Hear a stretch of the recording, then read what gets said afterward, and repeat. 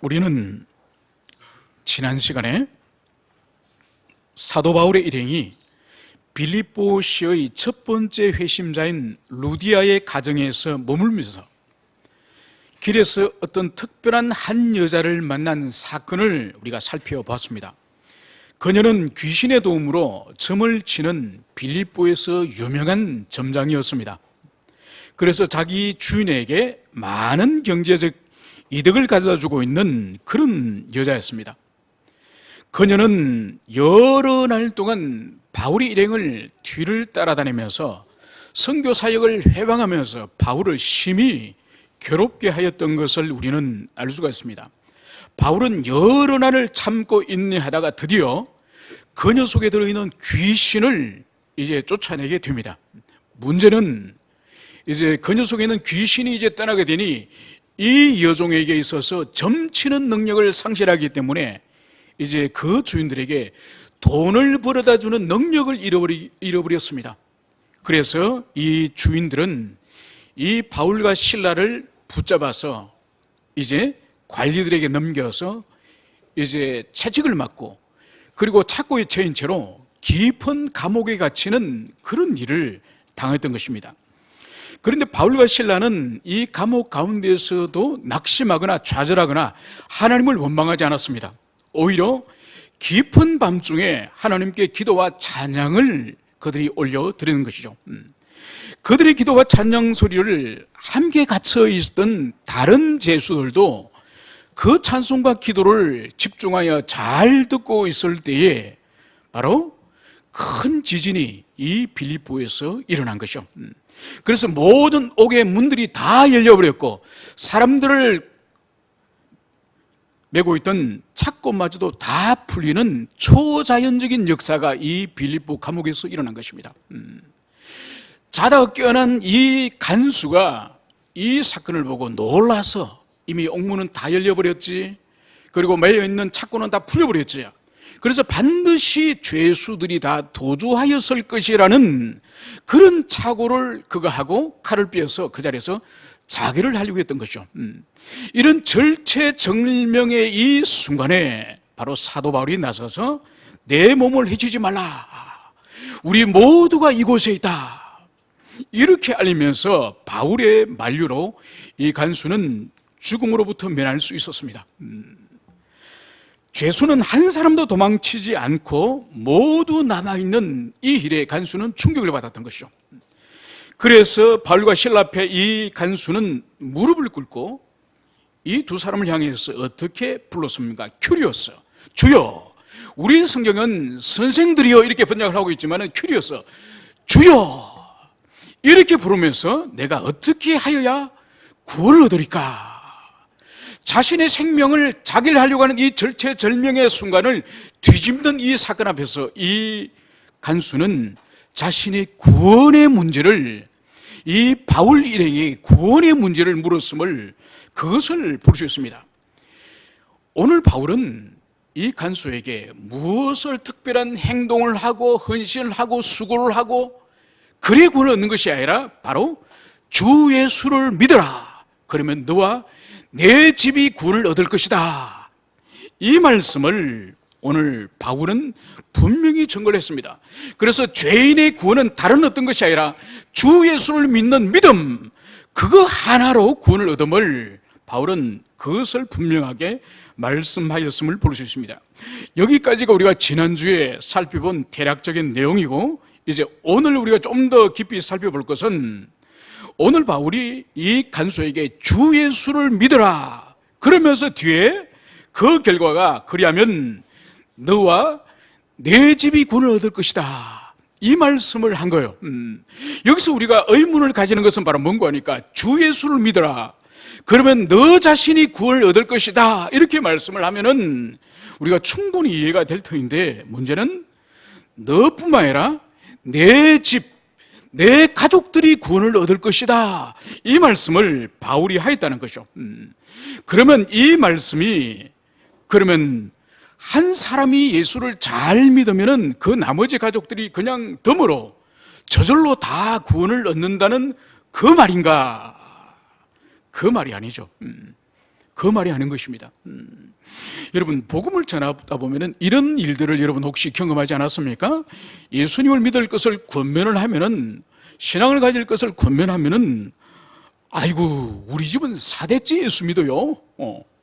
이렇게 말한다든지, 또 신앙을 가질 것을 권면하면은 자기 아내가 교회에서 신앙생활을 잘한다든지, 내 아내가 교회 권사라든지, 그러니까 자기가 신앙이 있는지 없는지, 자기가 예수를 믿었는지 안 믿는지, 자기가 복음을 영접했는지 안, 그거를 묻는데, 그거를 말하지 않고 주변 사람을 말하는 거예요. 집안 전체가 몇 대째로 100년째 믿고 있다든지, 자기 아들이 목사라든지, 자기 부인이 권사라든지, 자기 아버지가 장로라든지, 이거는 그 사람과 아무 상관이 없어요. 그 사람의 구원과 아무 상관이 없는 겁니다. 이 사람은 신앙과 구원의 문제를 지금 잘못 오해를 하고 있는 것이죠. 여러분, 죄인이 구원을 얻는 것은 한 사람 한 사람이 복음을 듣고, 그리고 그 복음을 깨닫고, 그 복음을 믿고, 그리스도 예수를 인격적으로 한 사람 한 사람이 각자가 주님을 영접할 때 그 사람이 구원을 받는 거예요. 다른 사람의 신앙이 아무리 탁월하고 아무리 그 신앙이 훌륭하다 할지라도 그 사람에 실려서, 그 사람에 얹혀서 구원을 받는 것은 아니에요. 그런데 마치 아내가 신앙이 좋으면은 아내 치맛자락을 붙들고 천국까지 들어갈 수 있는 것처럼 그렇게 생각하면 안 된다 이거예요. 여러분, 구약에서도 보십시오. 모세의 손자 요나단이라는 사람이 사사기에 나옵니다. 할아버지는 모세예요.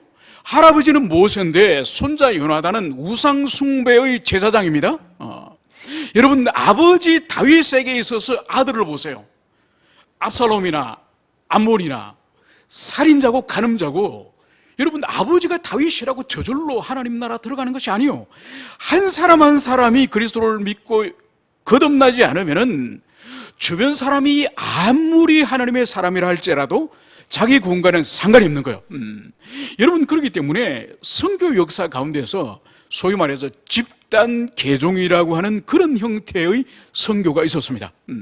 이것은 특히 초대교회 때 이 야만인들, 북쪽 게르만이라든지 슬라브라든지 이 야만인들을 선교사를 파송하여서 선교할 때에 왕이나 추장이나 부족장에게 복음을 전하고, 또 부족장에게 세례를 베풀고 왕에게 세례를 베풀면서 그 왕국의 전체를 하나님의 사람 그리스도인으로 그렇게 선교하는 방식이 있었습니다. 이거는 이제 위로부터의 선교죠. 하나의 방법이긴 합니다. 그런데 성경은 한 사람 한 사람에게 복음을 듣게 하고, 그리고 한 사람 한 사람에게 그리스도 예수를 믿는 신앙을 확인하고, 그 한 사람 한 사람을 양육하는 그것이 교회의 본질적인 사역이고, 그것이 선교사에게 본질이에요. 그래서 선교가 추장이나 왕으로부터 위로부터 선교하는 것도 필요는 하죠. 그와 함께 한 사람 한 사람을 아래로부터 복음을 전가하고 믿게 하고 양육하는 아래로부터 선교가 함께 필요한 거죠.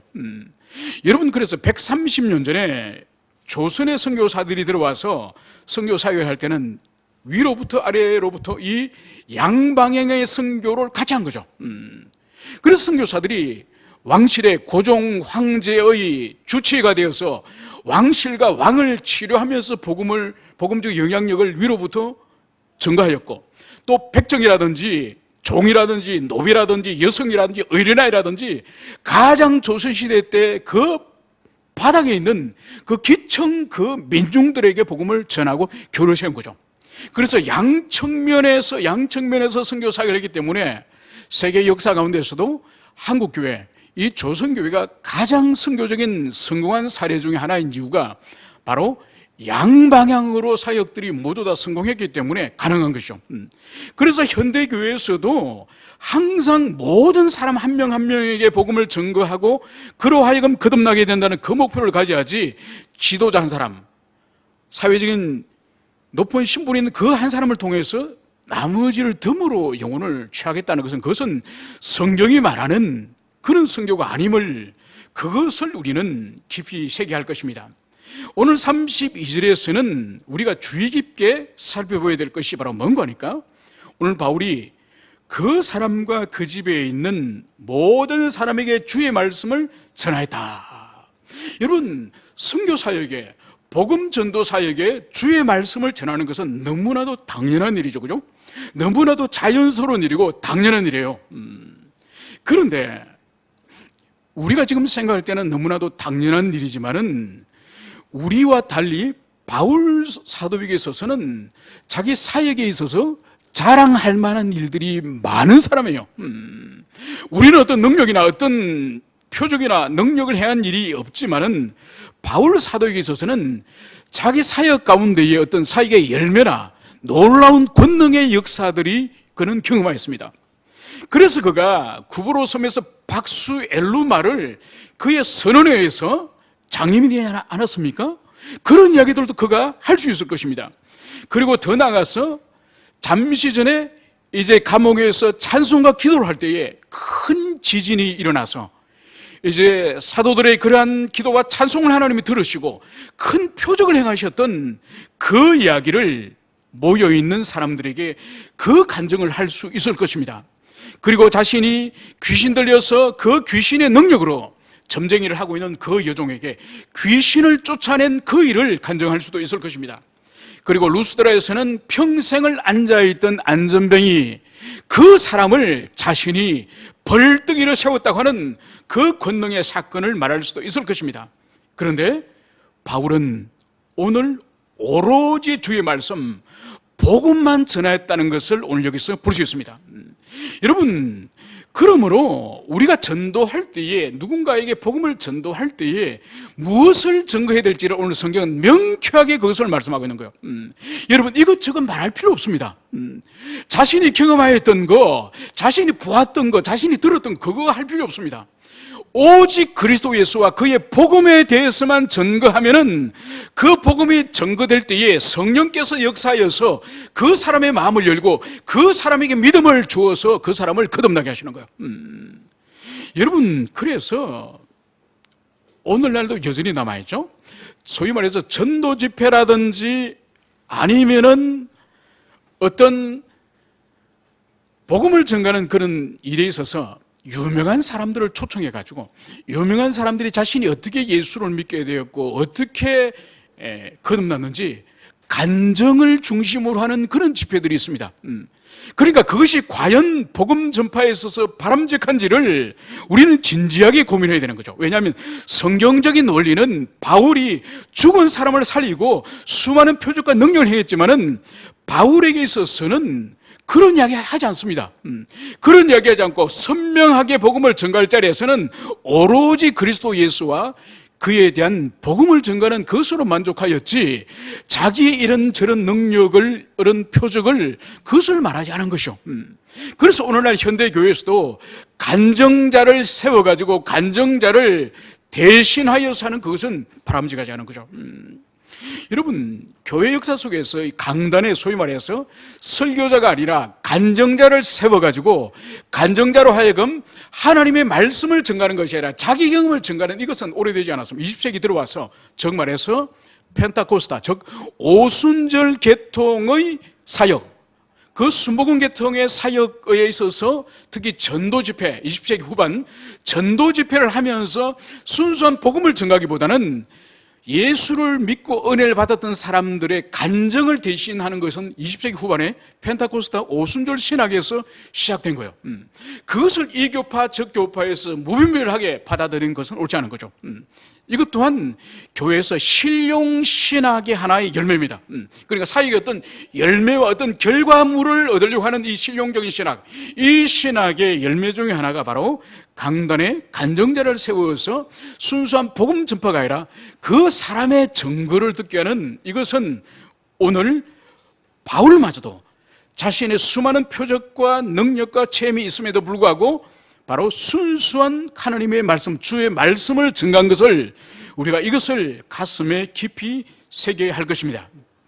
이제 우리가 볼 수 있는 것은 33절과 이 34절에 과연 그날 밤에 이 간수의 집에서, 이 간수에게 있어서 무슨 일이 일어났는지 오늘 그것을 오늘 33절과 34절에서는 말씀을 하고 있습니다.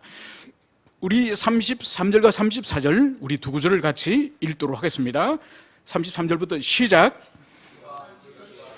간수가 그들을 데려다가 그 맞은 자리를 씻어주고 자기와 그 온 가족이 다 세례를 받은 후에 그들을 데리고 자기 집에 올라가서 음식을 차려주고 그와 온 집이 하나님을 믿음으로 크게 기뻐하니라. 아멘. 여러분, 우리가 이 본문 말씀을 가만히 읽고 묵상하면은 좀 이해되어지지 않는 부분이 있습니다. 왜냐하면은 이 엄격한 로마의 이 법체계, 그리고 감옥의 죄수들을 관리하는 이 체계 가운데서 오늘 이 본문 가운데서는 이 간수가 죄수를 데리고 자기 집에 가기도 하고, 그러니까 가족들이 또 감옥으로 내려오기도 하고 좀 이해가 되지 않습니다. 그죠? 그래서 이 본문을 우리가 이해하기 위해서는 이 빌립보 감옥의 이 구조를 우리가 이해해야 됩니다. 이것이 바로 뭔가 하니까 이 건물에는 지하에는 감옥이에요. 지하에는 죄수를 감금하는 감옥으로 이루어져 있고, 그리고 그 감옥 위에 뭐가 있느냐? 이 간수들이 사는 집이에요, 집. 그러니까 이것이 한 건물 안에서 이것이 있음을, 그것을 이해해야 됩니다. 그렇지 않으면은 이 바울과 이 실라를 데리고 멀리 있는 간수 집에 밤에 데려갔다가 밥을 먹이고 또다시 가족들을 데리고 또 감옥으로 어서 세례를 받고, 이것이 아니에요. 그죠? 그래서 먼저 이 가옥의 구조, 이 건물의 구조를 먼저 우리가 이해를 할 필요가 있습니다. 자, 그럼 먼저 오늘 이 본문에서 오늘 말씀하고 있는 이 밤에 있는 이 사건이, 이 일이 도대체 이 가정에서, 이 감옥에서 무슨 일이 있었느냐?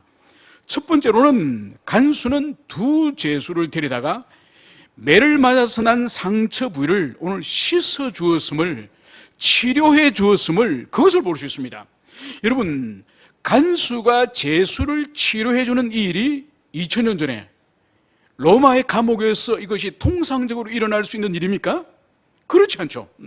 원래 간수와 죄수의 관계는 갑과 을의 관계고 적대적인 관계예요. 어떻게 하면은 이 간수는 이 죄수를 제어하여서 이 감방에 있는 동안에 완전히 통제하여서 저항하지 못하는 그런 상태에 두는 것이 이 간수의 사명이죠. 그런데 오늘 보면은 마치 간수가 종이고 바울과 실라가 마치 주인인 것처럼 두 사람을 이 간수가 오늘 치료해주고 있는 것을 여기서 볼 수 있습니다.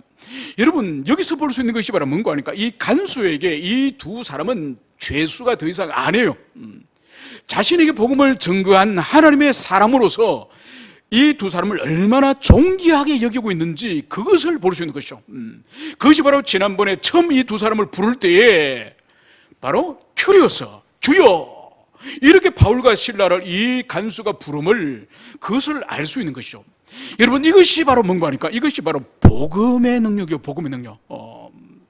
그래서 간수와 죄수의 관계를 이제 뛰어넘었고, 유대인과 헬라인과의 관계를 뛰어넘었고, 할례자와 무할례자의 관계를 이제 뛰어넘은 복음이 주는 그리스도 안에서의 지체된 성도의 관계를 바로 오늘 이 간수는 그것을 누리고 있는 것이죠.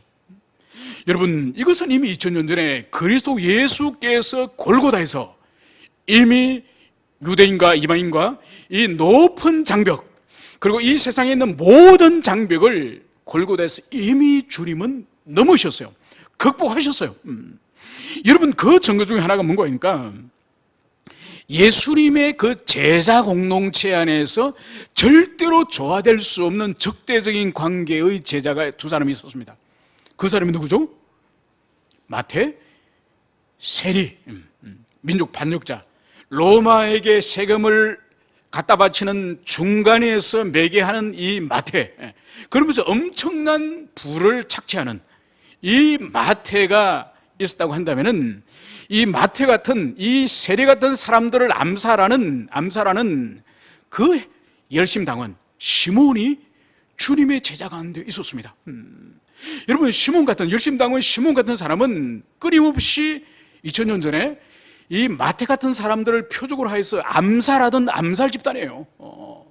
이 상종할 수 없는 적대적인 두 사람이 한 주님의 공동체 안에, 제자 공동체 안에 같이 훈련을 받고 같이 주님을 섬기는 거예요. 어떻게 일이 가능할까요? 사복음서 어디를 보더라도 마태를 시몬이 죽이려고 시도하였다고 하는, 싸웠다고 하는 그런 기록이 없습니다. 이것이 바로 뭔가 하니까 복음이 주는 능력인 거죠. 복음이 주는 능력. 여러분, 이것을 오늘날 우리에게 적용한다고 한다면 그리스도 예수 안에 있는 우리들은 이 세상이 가지고 있는 많은 장벽들이 있습니다. 신분의 장벽, 또 학벌의 장벽, 지역의 장벽, 인종의 장벽, 민족의 장벽, 심지어 국가 간의 그 장벽을 우리 그리스도인은 넘어야 되는 거예요. 여러분, 그렇기 때문에 이 세상은 수시로 장벽을 만들어요. 전라도와 경상도로 만들고, 서울과 지방을 나누고, 또 심지어 더 확장해서 한국과 일본을 나누고, 여러분, 수많은 장벽들을 이 지상 세계는 끊임없이 그것을 만듭니다. 여러분, 교회는 어떻게 될까요? 교회는 그거와 상관없이 2000년 전에 그리스도 예수께서 이미 장벽을 다 무너뜨리시고 그것을 극복하신 이 복음의 정신을 따라서 교회는 살아가야 돼요. 그것이 중심이 돼야 돼요. 그것이 중심이 되지 않고 세상이 만드는 장벽 속에 끊임없이 들어가고 그 장벽을 교회도 쌓고, 여러분, 이것은 복음의 정신이 아니에요. 이것은 복음이 세상의 장벽 속에 다시 종속되는 거예요. 여러분, 오늘 보십시오.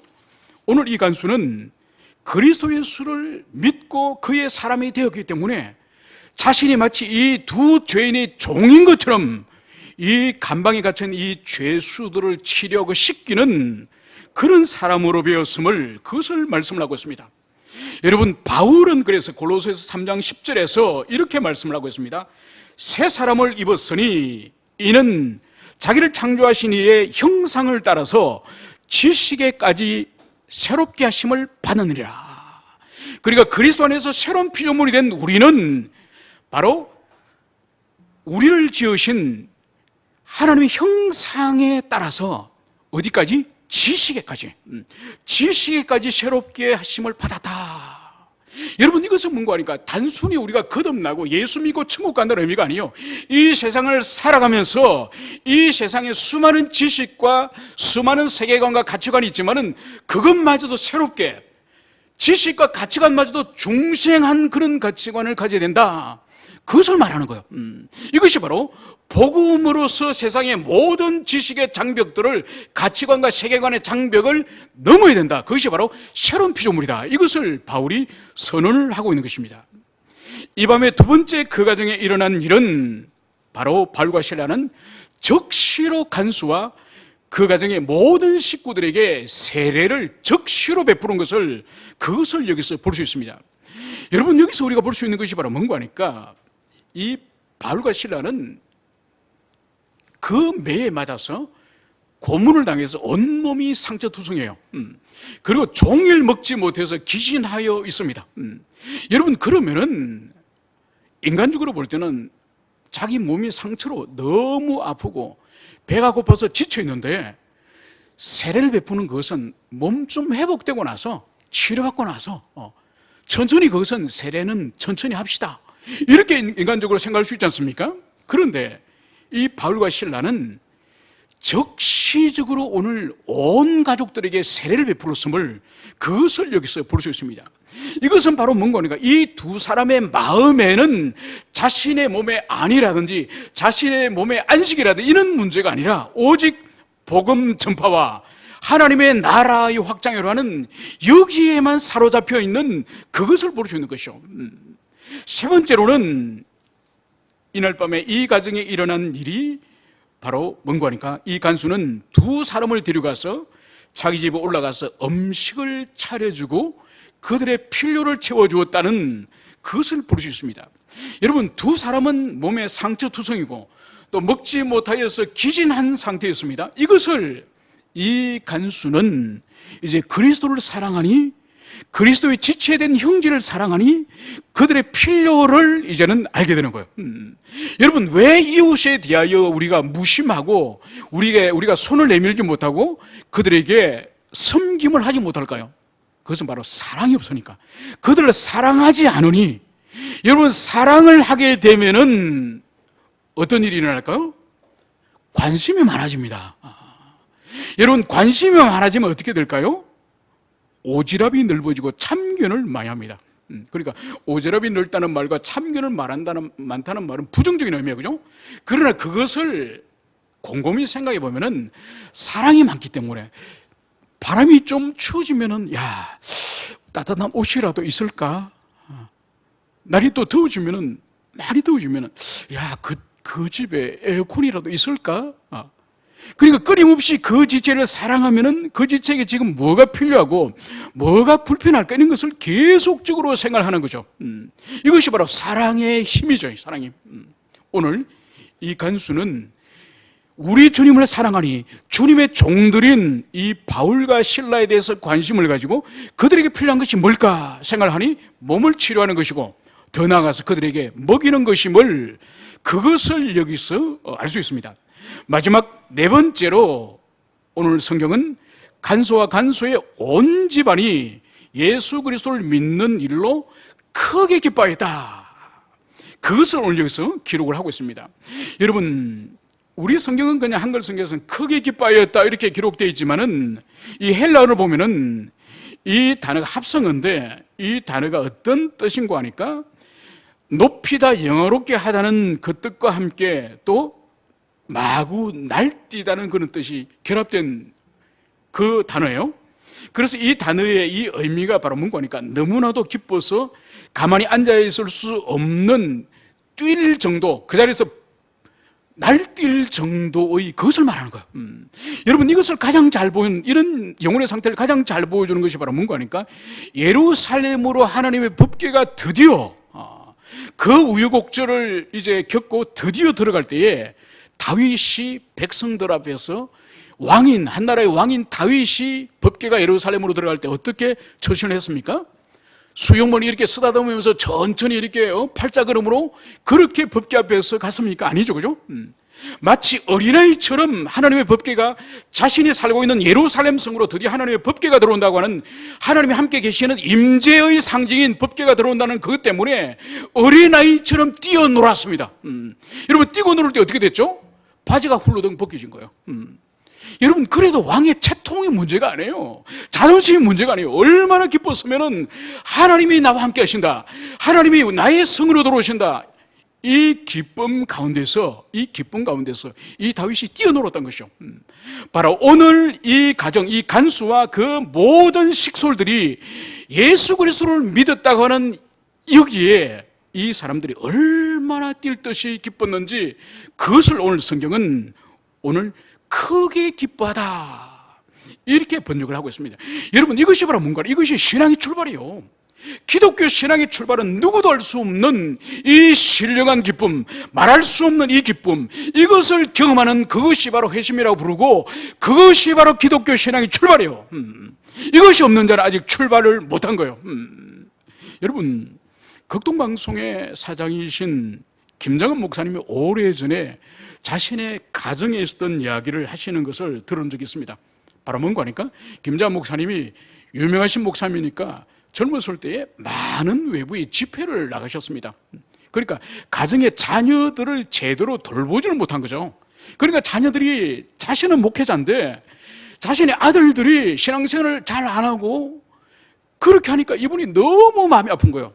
그런데 외부에 또 집회 나가면은, 부흥회 나가면 며칠 있다가 들어오시고, 그러니까 가정의 자녀를 제대로 돌볼 수가 없어가지고 이분이 할 수 없이, 그래, 성경을 읽게 하자.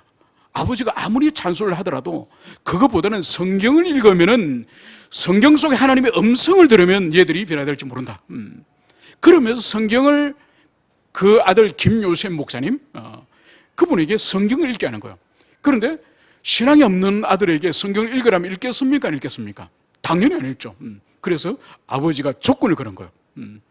한 장에 얼마, 한 장 읽으면 얼마. 그래서 3일 집회가 또 오면은 그 기간 동안에 한 50장, 30장 읽으면 장수대로 돈을 계산해가 이렇게 준 거예요. 그렇게 해서 억지로 이제 인격적인 건 아니죠. 비인격적으로 읽게, 돈에 유혹되면 이제 읽게 그렇게 한 거죠. 그런데 세월이 지나고 어느 날 돈을 계산하려고 몇 장 읽었냐 이렇게 아버지가 물으니까 그 김요셉 목사님 뭐라 하신지 아십니까? 아버지, 더 이상 돈 안 주셔도 돼요. 더 이상 돈 필요 없어요. 왜 그렇죠? 성경을 읽으면서 그 속에서 자신에게 말씀하시는 하나님의 음성을 이제 듣고 그리스도 예수를 인격적으로 만난 거예요. 그 기쁨을 경험하는, 이제 아버지 나에게 돈 필요 없다는 거예요. 내 스스로 이제는 하나님의 말씀을 읽고 내 스스로 주님과 이제는 기도하고 인격적으로 교제하니 이제 더 이상 필요 없다는 거예요. 여러분, 이것을 경험해야 이것이 신앙의 출발이에요. 그래서 하나님의 사람, 회심한 하나님의 사람의 본질적인 특징은 두 가지예요. 끊임없이 하나님의 말씀을 가까이 하면서 계속적으로 그분을 아는 지식에서 그분을 더 깊이, 더 분명히 알고자 하는 그 열정, 그리고 그분과 끊임없이 삶 속에서 기도를 통해서 교제하고 하는, 그분과 사귀고자 하는, 그분께 가까이 나고자 하는, 작은 일부터 큰 일까지 모든 일을 그분하고 상의하고자 하는 이 기도의 세계가 있느냐. 여러분, 이것이 하나님의 사람의 본질이에요. 말씀을 통해 그분께 그분의 뜻을 깨닫고 기도를 통해서 그분과 사귀고자 하는, 이것이 하나님의 사람의 본질이에요. 여러분, 그래서 우리가 매일 성경을 왜 합니까? 왜 합니까? 이것은 도구에 불과해요. 도구예요. 본질은 주의 말씀과 그 말씀을 통한 기도를 통해서 그분과 인격적인 사귐을 하기 위한 이 도구가 이 매일 성경 규태예요. 그래서 이것을 통해서 끊임없이 우리가 하나님의 사람이 되고 그분을 사랑하고 그분을 두려워하는 그런 존재가 우리가 매 순간 되게 하기 위하여서 우리가 이 어떻게 보면 지리한 이 날마다 이 매일 성경을 하는 거예요. 이것이 우리를 안전하게 잡아주고 이것이 우리를 변화시켜주고 이것을 우리를 하나님께 가까이 나게 하는 그 수단이에요. 그 수단. 여러분, 이런 신령한 기쁨이 생애적으로 있어야 되지만은 이것이 계속 반복이 돼요. 반복이. 그래서 우리 삶에 얼마나 고민하고 염려하고 근심되는 걱정거리가 얼마나 세상에 많습니까? 그죠? 경제가 이제 어떻게 될 것인가? 나라가 안보가 어떻게 될 것인가? 내 자식이 어떻게 될 것인가? 부채는 어떻게 될 것인가? 내 육체의 병은 어떻게 될 것인가? 얼마나 염려거리들이 죽는 그 순간까지 많습니까? 그죠? 그러나 그거를 압도해버리는, 그것을 덮어버리는 이 신령한 이 기쁨, 이것을 인생에 수시로 경험해야 돼요. 수시로. 여러분, 이것은 수시로 경험하는 것은 여러분들이 술을 마시거나 사람들을 사귀어가 되는 것이 아니에요. 이것은 오직 말씀과 기도를 통해서 우리 주님을 인격적으로 만날 때에 거기서 위로와 환희와 기쁨과 만족과 성령이 주시는 그것을 경험할 때에 이 지상에 죽는 날까지 있는 그 염려와 근심을 우리가 이길 수 있는 거예요. 우리 사는 모든 지체들에게 이 신령한 기쁨이 반복되어지기를 축원합니다. 이제 오늘 35절과 36절에 따르면은 이제 하룻밤이 지난 그 이튿날 이제 이 집정관, 이 도시의 이 상관들이 이제 부하를 보내서 바울과 실라를 오게 해서 이제는 석방을 하라고 명령을 하고 있습니다. 누가는 도대체 왜 이 상관들이 하룻밤 자고 나서 이 바울과 실라를 석방하라고 했는지 그 이유는 누가가 이 성경에서 설명을 하지 않습니다. 그러나 우리가 추론해 볼 수 있는 것은 아마 전날 이 바울과 실라가 맞았던 태형과 그리고 그가 하룻밤 갇혔던 이 처벌로도 충분할 거라고 생각하고 이제 부하를 보내서 이 감옥에 갇혀있는 이 두 사람을 내어보내라고 한 것이죠. 그래서 이 부하가 이 간수에게 이제 이 상관들의, 이 집정관들의 말을 전달하고 이제 간수는 바울과 실라에게 편안히 가라 이렇게 오게 해서 방면을 하려고 한 것을 여기서 볼 수 있습니다. 그런데 여기서 바울은 순순히 옥을 떠나지 않습니다. 오늘 37절에서는 바울은 이런 말을 하는 것입니다. 로마 사람인 우리를 죄를 정하지 아니하고 공중 앞에서 때리고 옥에 가두었다가 이제는 가만히 내어 보내고자 하느냐? 아니라 그들이 친히 와서 우리를 데리고 나가야 하리라. 여러분, 오늘 바울은 지금 이틀 동안 당하였던 이 자신이 구금당하고 그 자신들이 매를 맞았던 이 일에 대해서 오늘 이의를 제기하는 거예요. 바로 그 이의 제기의 본질이 뭐죠? 자신들은 로마 사람, 로마 시민권자라는 거예요. 로마 시민권자를 죄를 정하지 않고, 즉 적법한 절차에서 재판을 하지 않고 공중 앞에 여러 사람들이 보는 앞에서 이제 매를 맞고, 그리고 감옥에 갇히고 착고에 채이고, 그렇게 하룻밤을 보내다가 이제 석방할 때는 엄밀히 아무도 모르게 가만히 내어보면 이것은 옳지 않다. 이것을 오늘 바울은 이의를 제기하는 거죠. 그래서 그들이 친히 와서 우리를 데리고 나가야 하리라. 바로 집정관 그 사람들이 직접 와서, 부하를 보내지 말고 직접 와서 우리를 데리고 나가야 할 것이다. 이 말을 하고 있는 것입니다. 여러분, 오늘 여기서 바울이 주장하는 것은 바로 자신들의 신분이 로마 시민권자라고 하는 이것을 여기서 오늘 중심에 두고 오늘 이의를 제기하는 것을 볼 수 있습니다. 여러분, 당시에 로마법에 의할 경우에는 바로 로마 시민권자들은 함부로 법적인 절차, 즉 재판을 거치지 않고 퇴형을 가거나 아니면 옥에 가두거나 어떤 형벌을 국가가 내리는 것은 그것은 불법이에요. 반드시 로마 시민권자들은 적법한 절차에 의해서 재판을 받고 확정 판결을 받고 그것에 의하여서 매를 맞든지 감옥에 갇히든지 국가로부터 형벌을 받도록 이미 지금부터 2500년 전에 로마에서는 시민들을 보호하기 위한, 시민들의 인신을 보호하기 위한 법이 시행되어졌음을, 그것을 오늘 여기서 알 수 있습니다. 그래서 오늘 당신들이 우리를 지금까지 폭력을 가하고 그리고 구금한 이것은 우리의 로마법에도 이것은 옳지 않은 것이다. 이것을 이의를 제기하는 거예요. 여러분, 실제적으로 오늘 집정관은 로마법을 지금 어겼습니다. 그래서 이것을 문제를 제기할 경우에는, 이의를 제기할 경우에는 이 집정관이 파면이 되거나 탄핵이 실제적으로 될 수 있는 거예요. 그것을 오늘 바울은 이의를 제기하면서 오늘 직접 집정관들이 와서 우리를 데리고 나갈 것이다. 이것을 여기서 오늘 주장을 하고 있는 것이죠. 여러분, 여기서 우리가 볼 수 있는 것이 바로 뭔가 하니까 이미 2000년 전, 2500년 전에 이 로마 시민들에게 있어서 인신에 대한 인권에 관한 아주 이 정교한 법들이 벌써 2500년 전부터 있었다는 거죠. 여러분, 이것은 바로 뭔가 하니까 그 당시에 노예라든지 외국인들은 물론 배제되지만은 이 시민권자들에게 인신을 보호하는 이것이 이 세상에 로마 제국이라고 하는 세상 제국의 법안에까지 이것이 스며들어가 있는 것이죠. 여러분, 이것이 나중에 인류 역사 속에서 더 확장되어서 모든 계급이나 모든 신분과 상관없이 인간의 인신구속에 있어서는 이제는 합법적인 절차를 거치지 않으면 절대로 국가 공권력이 함부로 사용되어질 수 없는 것이죠. 이것을 볼 수 있는 것이 바로 뭔가 하니까 하나님의 형상인 인간에 대해서 얼마나 존귀히 여기는지 그것을 여기서 볼 수 있는 것이죠.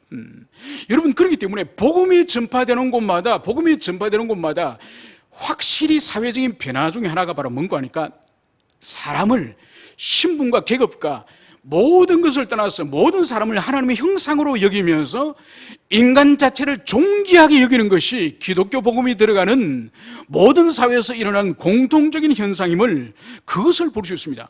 여러분, 그래서 지금도 복음이 증거되고 복음의 자유가 있는 나라와 없는 나라가 확실히 구분되는 것 중에 하나가 바로 인간의 인권에 관한 부분이에요.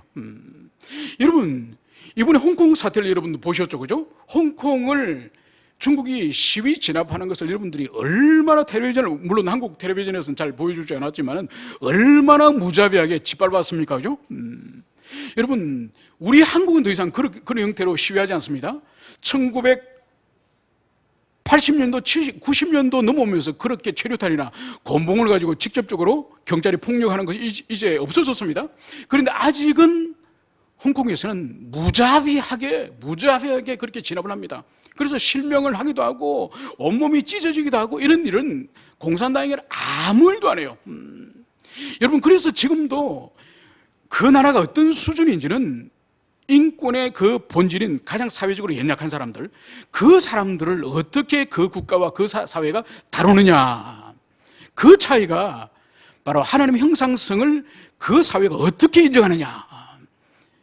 여러분, 그렇기 때문에 우리에게 있어서도 교회 안에서는 다른 지체들을 사랑하고 아끼고 귀히 여기는 이것들도 필요하지만 사회적으로도 인간을 하나님의 형상으로 존귀히 여기는 이것은 제도적으로도 아주 잘 보존이 되어야 돼요. 여러분, 오늘날 우리 한국 사회에서는 인권의 두 개념이 있습니다. 하나님의 형상성으로서 창조 질서 안에서 인권을 존중하는, 소위 말해서 기독교 안에서 인권의 개념이 있고, 오히려 세상의 인권은 어떤 개념인가요? 창조 질서를 깨는 인권의 개념이에요. 여러분, 그렇기 때문에 성소수자의 문제도 그것은 그 사람의 성적 취향의 문제이기 때문에 그것은 그 사람의 자유를 줘야 되고 그것은 침해하면 안 된다. 이것이 세상의 인권이에요. 여러분, 하나님의 창조 질서 안에서 이것은 명백하게 이것은 죄이자 그 사람의 불행이에요.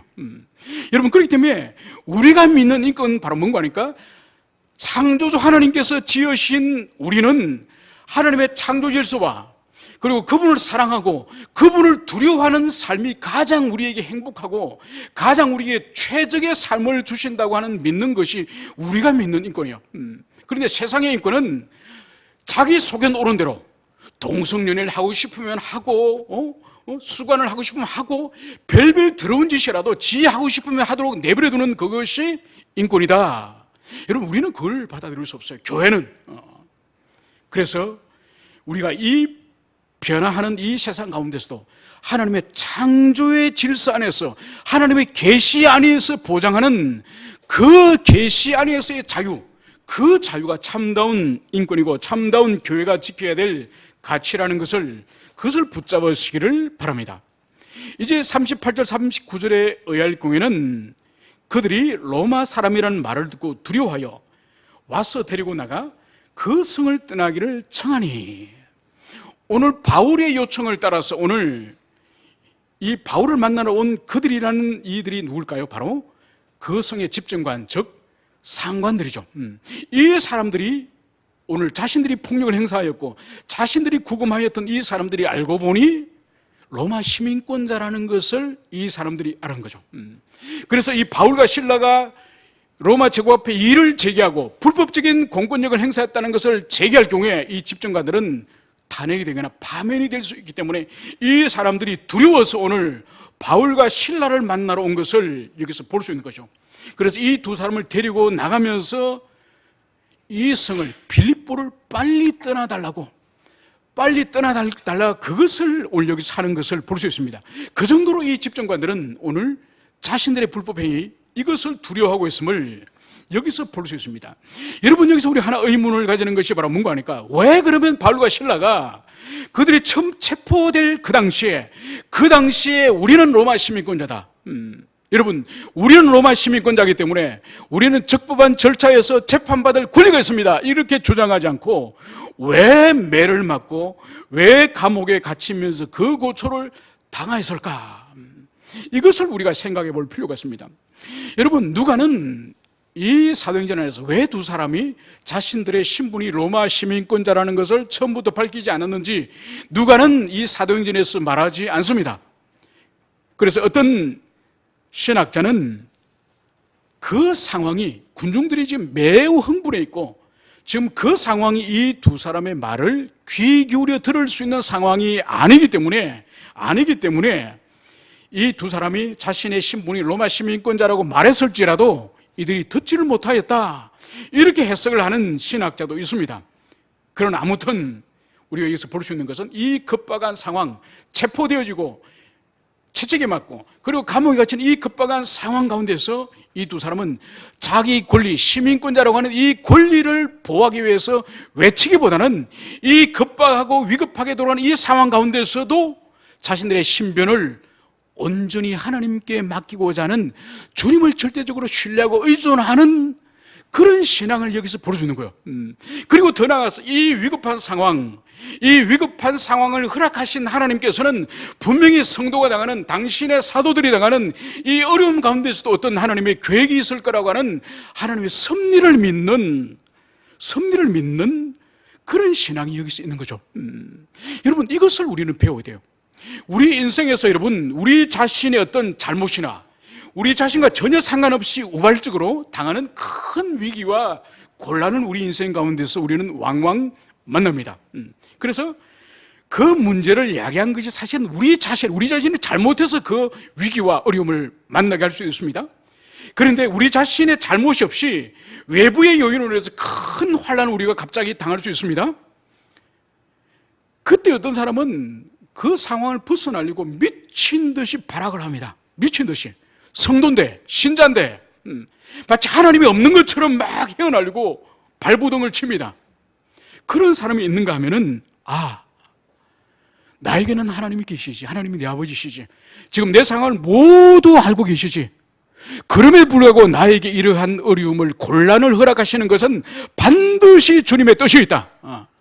그러한 위기를 경험을 통해서, 이 역경을 통과함을 통해서 하나님이 나를 고치시고 나를 변화시키고 나를 치유하고 회복시키고자 하는 주님의 뜻이 반드시 있다.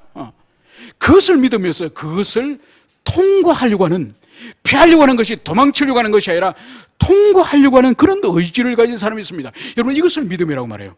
이것을 믿음이라고 말해요. 오늘 보십시오. 이 두 사람은 거기서 길길이 날뛰면서 나는 로마 시민권자다, 나를 때리면 당신들이 탄핵당한다, 이 말을 충분히 할 수 있음에도 불구하고 이틀 동안 아무 말을 하지 않아요. 아무 말을 하지 않다가 이제 석방되는 그때에 자신들이 로마 시민권자라는 것을 그때야 밝히는 거예요. 여러분, 그러면 왜 이 두 사람은 그때서야 이제는 집으로 돌아갈 수 있는 자유의 몸이 되는 이 순간에 그제서야 로마 시민권자라는 것을 밝힐까요? 여러분, 여기에는 자신들이 부당하게 구금되었고 또 부당하게 불이익을 당하였고 부당하게 고통을 당한 것에 대해서 이제는 정당성을 회복하기 위해서 자신들의 신분을 밝혀서 이제는 자신들의 자존심을, 많은 시민들이 보는 앞에 매를 맞았고 자존심이 다 뭉개져 버리고 그리고 감옥에 갇혔기 때문에 자신의 무너진 자존심을 회복하기 위해서 당신들이 이제는 재판한 당신들이, 결정한 당신들이 와서 이제 우리를 당신들이 데리고 나가라. 그래서 많은 사람들이 보는 앞에서 아무 죄가 없었다는 것을 당신들이 증명해라. 이런 바울과 실라의 명예회복, 자존심의 회복을 위하여서 이 두 사람이 이 관리들을 오라 했을까요? 아니요. 이것보다 훨씬 더 중요한 가치가 있다는 것을 볼 수 있습니다. 그 중요한 가치가 바로 뭘까요?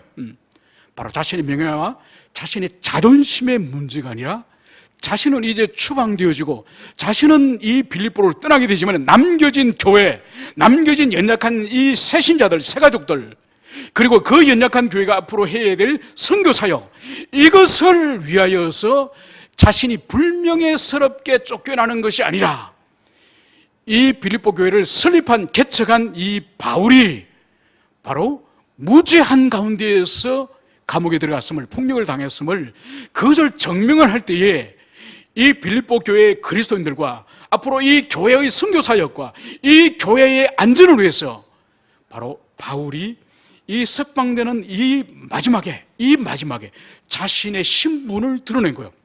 그래서 자신의 유익을 위해서가 아니라 교회를 위해서, 남겨진 영혼들을 위해서, 성도들을 위해서 그것을 오늘 여기서 사용하였음을, 그것을 여기서 볼 수가 있습니다.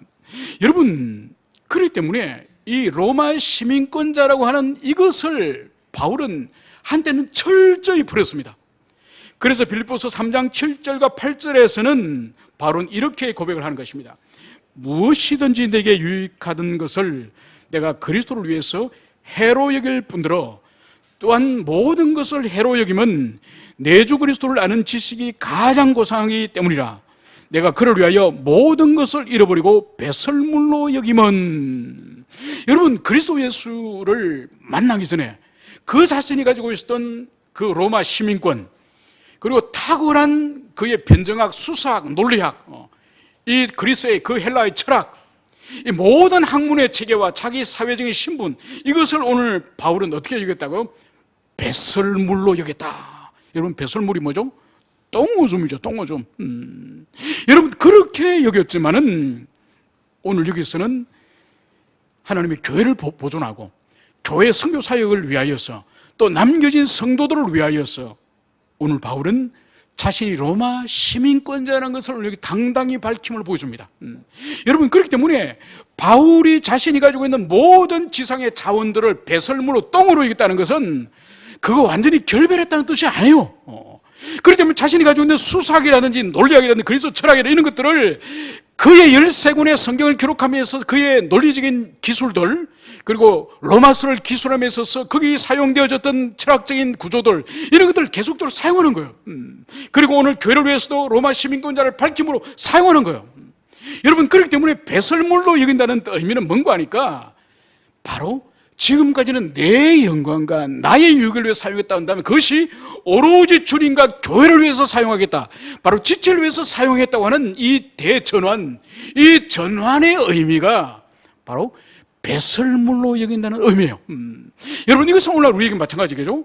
하나님께서 바울에게도 많은 것을 주셨던 것처럼 우리 각자에게도 가정을 주셨고, 자녀를 주셨고, 직업을 주셨고, 건강을 주셨고, 재능을 주셨고, 수많은 것을 이 지상에 우리에게 주셨습니다. 여러분, 이것 또한 우리가 배설물로 여긴다는 것은 우리 자신의 영광을 위해서 사용하는 것이 아니라 바로 주님의 나라와 교회와 지체들을 위해서 기꺼이 사용하겠다는 이 의미가 바로 이것인 거죠. 그래서 오늘 바울은 이 마지막에 자신이 이제 로마 시민권자라고 오늘 밝히는 것은 다른 것이 아니라 바로 남겨진 교회와 선교 사역을 위해서 오늘 사용하고 있다는 것을, 오늘 그것을 여기서 볼 수 있습니다. 그리고 이것을 결정적으로 우리가 알 수 있는 것이 바로 뭔가 하니까 오늘 40절 나와서 바로 멀리 다른 곳으로 도주하는 것이 아니라, 바로 이 감옥으로 나와서 이 바울은 바로 멀리 도망을 치는 것이 아니라, 오늘 40절은 두 사람이 오기 위해서 나와서 루디아의 집에 들어가서 형제를 만나고 위로하고 가니라. 여러분, 옥에 있던 이 바울과 실라의 마음의 소원이 뭔지 옥에 나와서 오늘 그것을 명쾌하게 보여주는 거죠. 그것이 바로 뭐라고요? 두 사람이 옥에 나와서 뭘 하였다고요? 루디아의 집으로 가는 거예요. 이 루디아의 집은 이 빌립보 교회된 이 성도들, 이 성도들이 모인 예배의 처소죠. 예배의 처소. 그래서 이 집에 들어가서 바울이 나오기를 기다리고 있던 그 형제들을 만나고 이제 그 형제들을 위로하고 그리스도 안에서 견고하게 이제 자랄 것을 권면하고, 말씀을 떠나지 말고 하나님의 은혜를 떠나지 말고 거기에서 세워지기를 권면하고, 이들이 이 빌립보를 떠났음을, 그것을 볼 수 있는 거예요. 여러분, 그렇기 때문에 오늘 말씀을 정리하고자 합니다. 이 두 사람에게서는 옥에 있어서도 그의 마음은 일관되게 하나님의 교회와 영혼들이 세워지고 그들이 그리스도 안에서 든든히 서가는 그 마음인 뿐이라는 것을, 그것을 볼 수 있습니다. 여러분, 우리에게도 마찬가지예요. 여러분들이 여기 몇 명 모여 우리 있지만은 여러분, 서로를 향해서 서로 가정과 지체들이 그리스도 안에서 든든히 세워지기를 끊임없이 우리 생각하며 끊임없이 기도해야 되는 거예요. 여러분, 수천 명, 수백 명의 교회가 우리가 아니지 않습니까? 그죠? 그렇기 때문에 하루에도 서로의 얼굴을 떠올리면서 하나님, 이 가정을 세워주십시오. 이 가정에게 주님 어려움이 있습니다. 주님, 이 가정에 지금 이 지체에게 어려움이 있습니다. 이 가정이 지금 넘어져 있습니다. 이 가정이 아직도 살아나지 못했습니다. 그러면서 끊임없이 우리의 생각과 우리의 마음이 하나님께 그 가정을, 그 지체를 세워주기를, 그거를 소망해야 돼요. 여러분, 그럴 때에 그 지체에게도 복을 주시지만은 그런 마음을 가지고 있는 그 심령을 주님이 기뻐하시고 그 심령을 하나님이 복을 주시고 사랑과 생명을 부어주는 거예요. 그러한 은혜가 여러분들의 심령 가운데 날마다 있기를 축원합니다. 함께 기도하시겠습니다.